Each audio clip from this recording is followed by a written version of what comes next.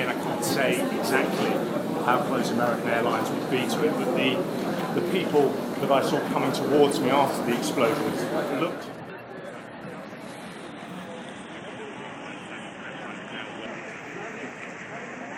A place to lean up against them.